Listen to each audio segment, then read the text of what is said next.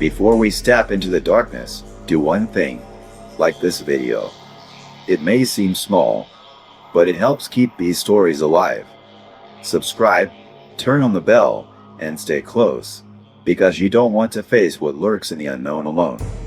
And if you've lived through a real horror, tell your story in the comments. Who knows? It might just resurface here and haunt us all. Hello, my name is Lieutenant Jake Hollister. I'm 35 years old, a seasoned Navy SEAL with over a decade of experience in the field. I've faced enemies across the globe, from insurgents in desert heat to deep sea threats in freezing waters. But nothing, and I mean nothing, prepared me for what happened on that mission near Monte Santa Helena. What I'm about to share with you isn't in any report. It's not something you'll find in a declassified document or whispered about in military circles. This is my truth, and it's a truth I've carried in silence for far too long. When the mission brief landed on my desk, it seemed straightforward. A search and rescue up in the dense forests near Monte Santa Helena. A group of hikers had gone missing, and satellite imagery had picked up signs of movement in the area. It was supposed to be routine, a simple in and out operation. But as I read the file, something gnawed at me. The language was vague, evasive. No names, no personal details on the missing hikers, and the coordinates were marked with a level of clearance that seemed absurd for a basic rescue. Still, orders were orders. My team and I were deployed within 48 hours, flown in under the cover of darkness. As the rotors of the Black Hawk beat the night air, I peered out the window at the shadowy expanse below. Monte Santa Helena wasn't just remote, it was haunting. A dense, impenetrable wilderness that seemed to swallow light, even from above. The mist curled around the trees like it was alive, hiding secrets it didn't want anyone to uncover. The locals we encountered on arrival didn't ease the tension. Weathered faces stared at us with a mix of pity and fear. One old man, his voice raspy and thick with an accent I couldn't place, grabbed my arm as I passed. "You shouldn't be here," he whispered, his grip surprisingly strong for his frail frame. "The demon of the mountain doesn't like strangers." I pulled away, more irritated than unnerved at the time. Superstition was the least of my concerns. We moved out at first light, cutting through the dense undergrowth. The forest was unnervingly quiet. No birds, no rustling leaves, just the crunch of our boots on the damp earth and the occasional hiss of our radios. About 2 hours in, we found the first sign of the hikers. A tattered backpack, its contents spilled across the forest floor. A water bottle, a torn map, and what looked like claw marks gouged deep into the leather. We pressed on, but unease was settling in. The forest seemed to close in around us, the trees like sentinels watching our every move. It wasn't long before we found more. Shredded clothing, a broken flashlight, and something that made my stomach turn. A smear of blood on a nearby tree trunk, as if someone had been dragged. "Sir," one of my men, Ramirez, called out. He was standing over what looked like tracks. But these weren't human. They weren't even animal. The prints were massive, with long, claw-like impressions that sank deep into the earth. My mind raced through the possibilities. A bear. No, these weren't shaped like any bear I'd ever seen. Mountain lion. Unlikely. It was too large. Something wasn't adding up. By nightfall, we made camp near a small clearing. I assigned watches, though sleep didn't come easy. The forest was alive now, but not with sounds I recognized. Low growls echoed in the distance, followed by sharp, unnatural screeches. At one point, the radio crackled to life with static and garbled whispers, though no one was transmitting. My men exchanged uneasy glances, but no one said a word. Around our 300 hours, everything changed. Ramirez was on watch when I heard him shout sharp, a panicked cry that was cut off as quickly as it started. I bolted upright, grabbing my rifle, my heart pounding. The clearing was chaos. Shadows moved in the trees, too fast to track, and the air was filled with a sound I'll never forget, a deep, guttural growl, layered with something almost mechanical, inhuman. We found Ramirez 30 yards from camp, or what was left of him. His body was broken, his eyes wide in terror. Whatever had done this wasn't hunting for food. It was killing for sport.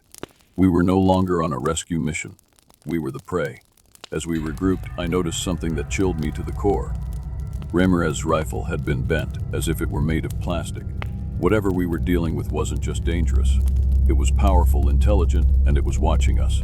The forest, once silent, now felt alive with malicious intent. And deep down, I knew we had walked into something far bigger, and far deadlier than we could have ever imagined. This is just the beginning of what happened out there. If you're still listening, stay with me.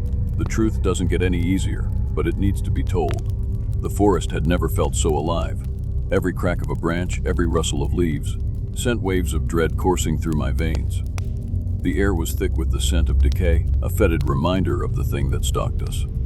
After what we had witnessed earlier, the men were on edge, and so was I, but I couldn't let it show. A leader doesn't panic, not outwardly at least. We'd regrouped near a rocky outcrop, our flashlights flickering against the jagged walls as if the very light feared this place. The mission was unraveling faster than I could hold it together. Carter, one of my best, was gone. His scream still echoed in my mind. Something had taken him, something that shouldn't exist. We huddled in silence, the only sounds the occasional crackle of our radios and the relentless thrum of my pulse. That's when I noticed it. A sealed, weather envelope tucked into one of our supply crates. It bore no markings, no insignia, just a single word scrawled in black ink, CSFID. I opened it, my hands trembling despite years of training that should have made me immune to fear. Inside were documents, pages of dense text and grainy photos. The images showed the creature in terrifying detail: leathery wings, eyes that glowed like embers, and claws that could rend steel. The text was worse. It described experiments, genetic manipulation, hybridization, terms that sounded ripped from a sci-fi horror film but were very, very real. This thing, the Batsquatch, wasn't just some cryptid lurking in the shadows of folklore. It was man-made, the result of a classified project that had gone horribly wrong. The government hadn't sent us here to rescue anyone. We were cleanup. A team of disposable pawns meant to erase their mistake. "Jake," Torres whispered, pulling me from my thoughts. His voice was shaky, almost pleading. "What the hell is going on here?" I hesitated, weighing my options. The truth was a powder keg, and I wasn't sure Torres, or anyone, could handle the explosion. But before I could answer, a sound cut through the air. It wasn't a growl, not exactly.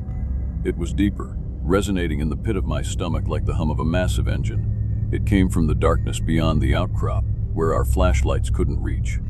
"Eyes up," I ordered, my voice steady despite the icy dread spreading through me. The men formed a perimeter, weapons trained on the void.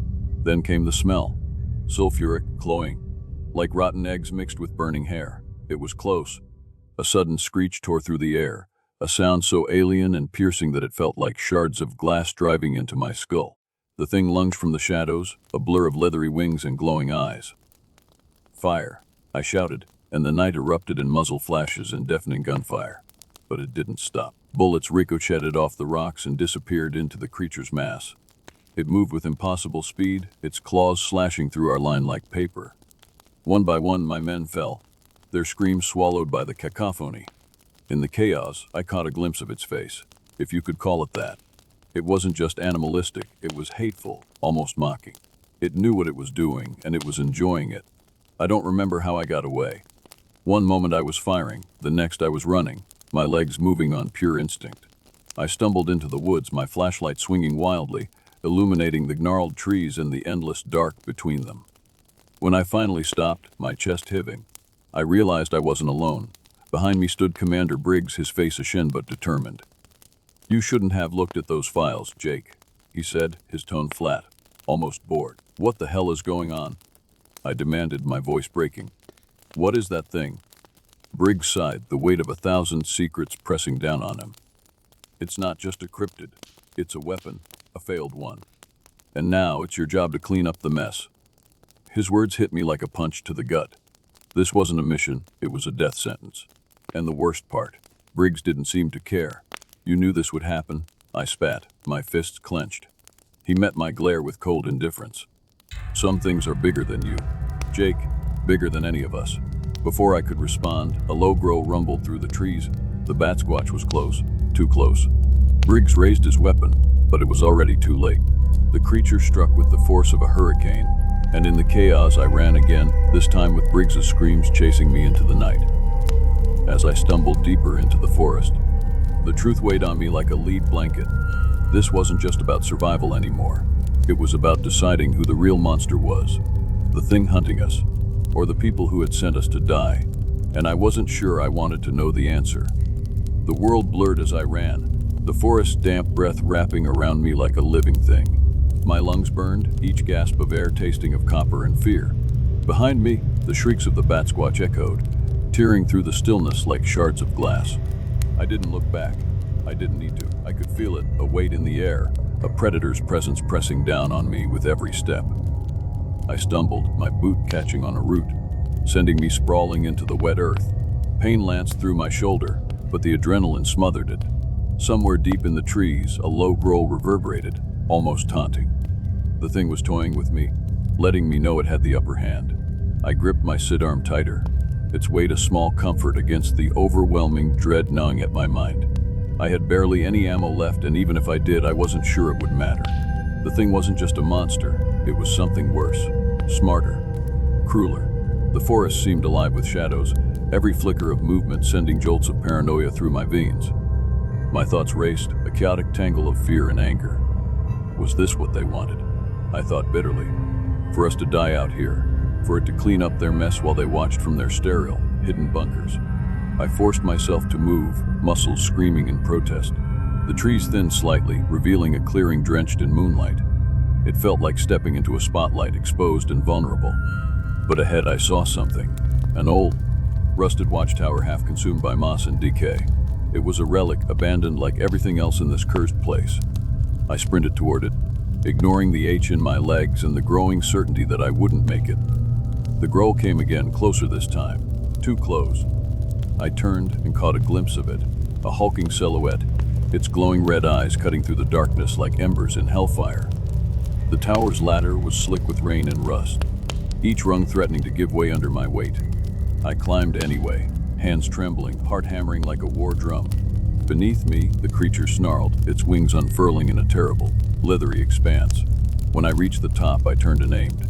My breath came in ragged gasps, the barrel of my weapon unsteady. The Batsquatch was circling now, its movements deliberate, calculated. It knew I had nowhere left to go. "Come on," I whispered, the words bitter on my tongue. "Come on, you bastard." It launched itself upward in a blur of muscle and rage, and I fired. The shots cracked through the night, deafening in the stillness.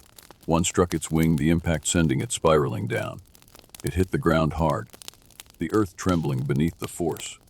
But it wasn't dead, not yet. I watched, paralyzed, as it dragged itself toward the base of the tower, leaving a trail of dark, viscous blood. Its eyes found mine, and in them, I saw something that chilled me to my core. Hatred, yes, but also understanding. It wasn't just an animal. A sound behind me broke the spell, a low hum, mechanical and cold. I turned to see a drone hovering just beyond the treetops, its camera lens trained on me. They were watching, of course they were. Before I could react, a deafening explosion tore through the clearing. The drone had dropped something, an incendiary charge engulfing the creature in flames. Its screams pierced the night, a sound that would haunt my dreams for the rest of my life. I collapsed against the railing, watching as the fire consumed the monster, the forest, and every trace of what had happened here. They weren't just erasing the evidence, they were erasing the truth. I don't remember how I got out. Maybe I was too broken to resist, or maybe they just let me go, knowing no one would believe me. The next thing I knew, I was sitting in a nondescript room, a government suit leaning over me with a folder full of NDAs and threats disguised as reassurances. They called me a hero, told me my actions had neutralized the threat, but their eyes betrayed them, cold and detached, like I was nothing more than another loose end to tie up. Weeks later, I was discharged. Honorably, they said. Quietly, they meant. But the nightmares didn't stop. The glowing eyes, the screams, the terrible, unshakable feeling that I hadn't escaped, that I was still being hunted in some way. And then the envelope came. No return address, no explanation. Just a single photo of another cryptid, this one in the snowy wilderness of Alaska. On the back, a message scrawled in black ink. "You're not done yet."